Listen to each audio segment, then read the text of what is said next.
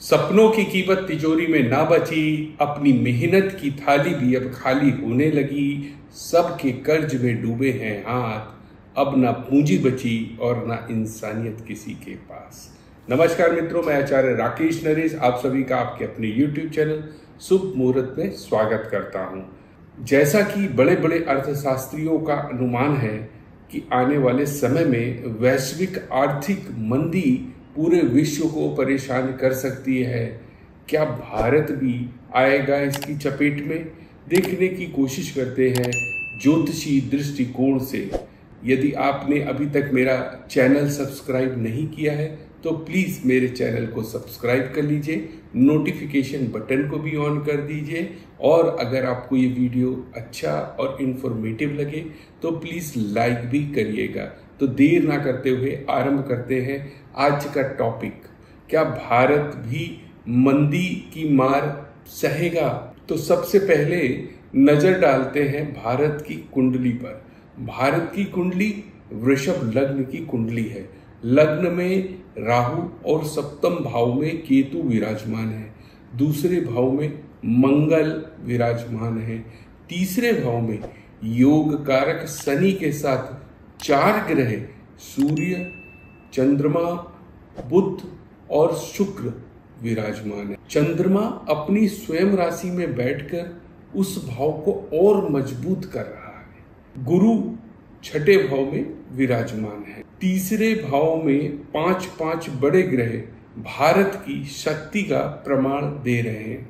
तीसरा भाव अर्थात धन भाव का धन भाव, ये हमें बताता है कि भारतीयों के पास लिक्विड कैश, गोल्ड, सिल्वर जैसी चीजें आज भी उपलब्ध हैं जो भारत को अंदर से शक्तिशाली बनाती हैं आर्थिक दृष्टिकोण से। अब जरा नजर डालते हैं दशाओं के ऊपर।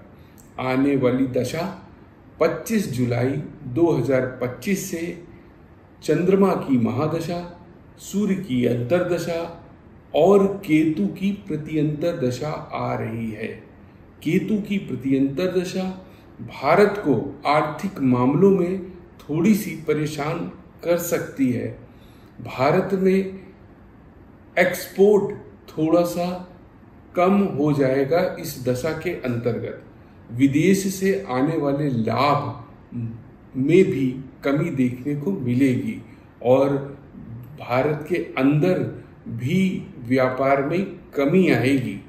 परंतु इसके बाद आने वाली दशा शुक्र की दशा है जो कि 4 अगस्त से आरंभ होकर 3 सितंबर तक चलने वाली है। शुक्र की दशा में भारत पुनः आर्थिक क्षेत्र में वापसी करने लगेगा। भारत में भी व्यापार बढ़ने लगेगा और विदेशों में भी एक्सपोर्ट बढ़ने लगेगा। आने वाले समय में महादशा का परिवर्तन आने वाला है। मंगल की महादशा आने वाली है। मंगल की महादशा 4 सितंबर 2025 से आरंभ होकर 3 फरवरी 2032 तक चलने वाली है। बिल्कुल सही समय पर मंगल की महादशा भारत को मिल रही है क्योंकि मंगल भारत की कुंडली में धन भाव में बैठे हैं। मंगल की ये महादशा भारत के लिए किसी संजीवनी से कम नहीं है। ये 7 साल भारत के लिए सुनहरे वर्ष होने वाले हैं। इन 7 वर्षों में भारत की आर्थिक स्थिति में काफी परिवर्तन आने वाले हैं। भारत की आर्थिक स्थिति काफी सुदृढ़ होने वाली है, काफी बेहतर होने वाली है। अब इस मंगल को भारत की कुंडली में समझ लेते हैं क्यों इतनी महत्वपूर्ण दशा ये बनने वाली है। मंगल जो कि सप्तमेश और द्वादशेश हैं, दूसरे भाव में बैठे हैं और अपनी चतुर्थ दृष्टि से पंचम भाव और सप्तम दृष्टि से अष्टम भाव और अष्टम दृष्टि से नवम भाव को दृष्ट कर रहे हैं और अष्टमेश और एकादशीश गुरु से दृष्ट भी हो रहे हैं।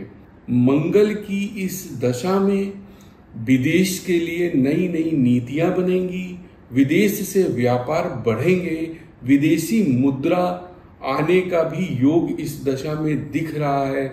आने वाले समय में भारतीय व्यापारियों के लिए बहुत अच्छा समय है। भारतीय व्यापारियों का व्यवसाय भी बहुत तरक्की करेगा और आने वाले समय में भारत की आर्थिक स्थिति बहुत मजबूत होने जा रही है।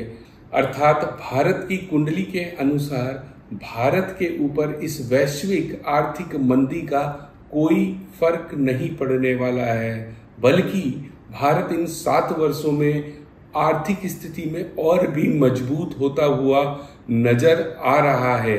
हाँ, ये जरूर हो सकता है कि कुछ समय के लिए भारत की मार्केट थोड़ी सी धीमी हो जाए, परंतु आने वाले 7 वर्ष भारत की आर्थिक स्थिति को और भी मजबूत करने वाले हैं। और यदि आपको ये सुन करके खुशी मिली तो कमेंट्स में मेरा भारत महान लिखिए।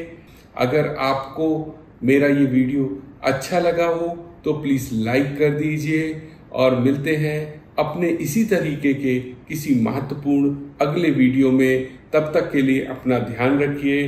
नमस्कार। भारत माता की जय।